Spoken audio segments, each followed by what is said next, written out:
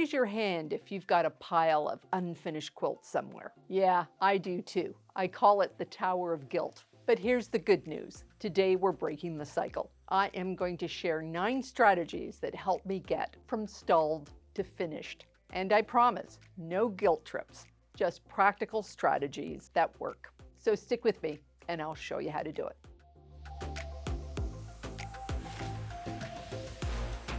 Hi, I'm Karen Brown of Just Get It Done Quilts. I give you tips, tricks, and strategies to help you make the quilt that you want to make.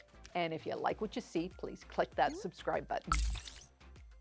I have just returned from my Scandinavian cruise. It was a wonderful time away, but now I'm ready to jump into some new projects. My problem is I have a stack of nearly done quilts and not finished quilt tops that are clogging up my space. So I really need to get them done and out of the way before I get carried away with any new ideas.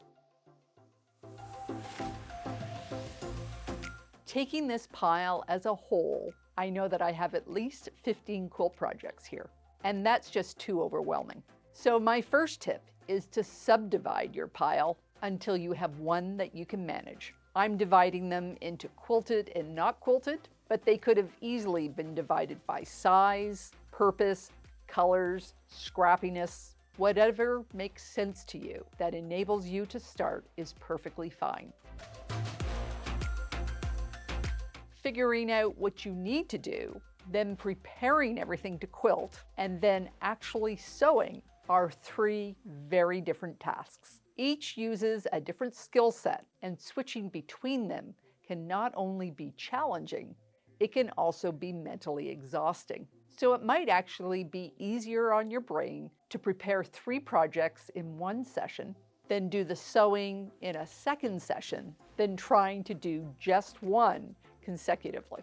I am preparing the binding for all these quilts first. Not only am I choosing the right fabric for the job, I'm also making sure that I have the correct length to make it around the quilt, and then I make sure that all the binding strips are sewn together, pressed and ready to go.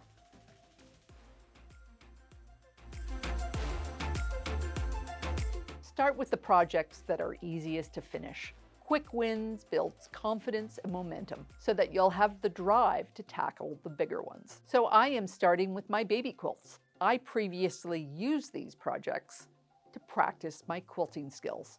And before you know it, I have 5 quilts completed. This one was made from my Stash Buster number 7, which you can watch in this video here. These ones were made from my scrappy sampler blocks, which you can watch in this video here. And this green one is from my Quilt As You Go method number 1, which you can watch in this video here. How long does it take you to make a block? How long does it take to assemble your quilt top? Or how long does it take to put on a binding? Quilting is not a job, it's our hobby.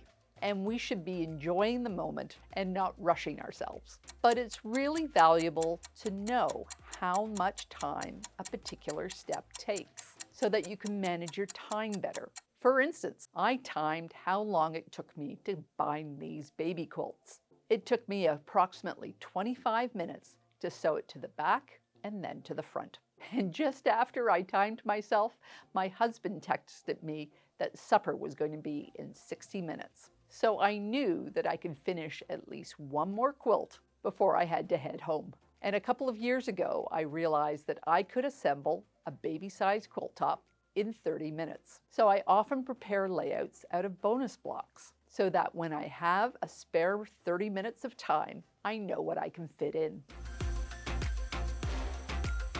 One of the major reasons that we stop is that we've made a mistake. And often it's at a stage that doesn't lead to our strengths, which means it can be really hard to find the enthusiasm to pick up that project again. So try and incentivize it. Trade it off with something that you do want to do.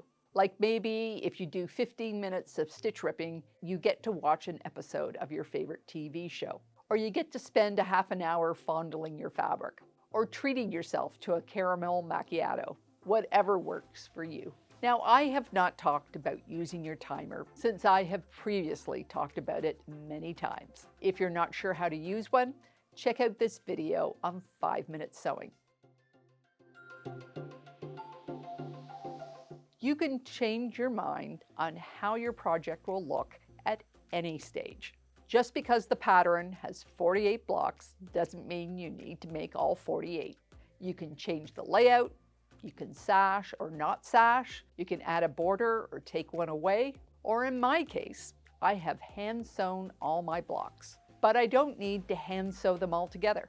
You can decide at any stage that you have had enough. And I just knew that I didn't have the patience to be learning hand quilting at this time. So I challenged myself to lean into some custom quilting. I got out all my rulers and these new ones from Silly Moon Quilting, and I had so much fun creating custom designs for each block. Not only did I love the results, I have another quilt off the to-do list. Again, we often stop at the steps that we find hard. It could be mentally hard, it could be physically hard, it could be financially hard. So try some shortcuts. I have all this binding pre-prepared for when I need it.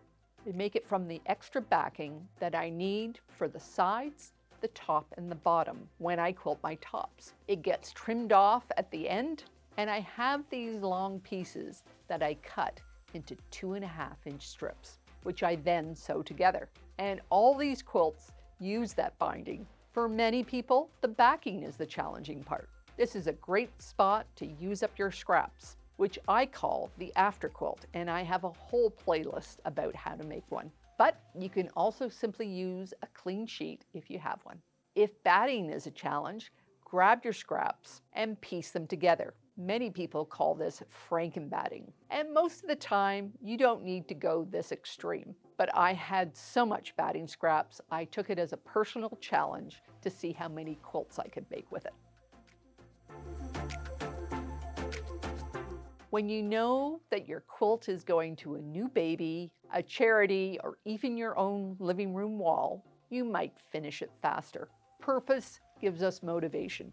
So ask yourself, who is this quilt for? Where is this quilt going? Where will it live? Naming the destination and visualizing the recipient gives your project meaning, and that will help you move it to the finish line. So what happens if that baby is now grown and off to school? Or for someone who told you they didn't like the color, or someone who belittles your effort? Find a new home for them. If the recipient is not going to value your effort, they are just not quilt worthy. And there are many others out there that are. If you are wondering where these quilts are going to go off to, the baby quilts are off to St. Michael's Hospital at the end of this month, and the larger ones are going off to Quilts for Survivors. And my 2 big stash busters are going in my quilt buffet. Always, always remember that finished is better than perfect. If you have been at the top of your game in another part of your life, it is really hard to be a beginner again. Or maybe you've been quilting for a while. I know it can be hard to pick up those first quilts with all those beginner mistakes in them. But I promise you, once you get the binding on, so much is forgiven. This bright happy quilt is from my stash buster, Chips and Jelly. And this fan favorite quilt is from my stash buster, Chip It Good. This quilt is a remake of my Jelly Roll Stash Buster number 8. These 2 quilts are made up of bonus blocks, which I explained how to make in this video here. And this last quilt is based on the block number 1 from my Jelly Roll block video. And I'm not done yet. Now my quilted pile has all been bound. Now I need to move to my unquilted quilt tops and finish those. So stay tuned. So tell me in the comments, what is your oldest UFO and why are you not finishing it? Let's help each other get them to the finish line. And don't hesitate to share this video with a quilty friend that might need a nudge. Take care, and I'll see you next time.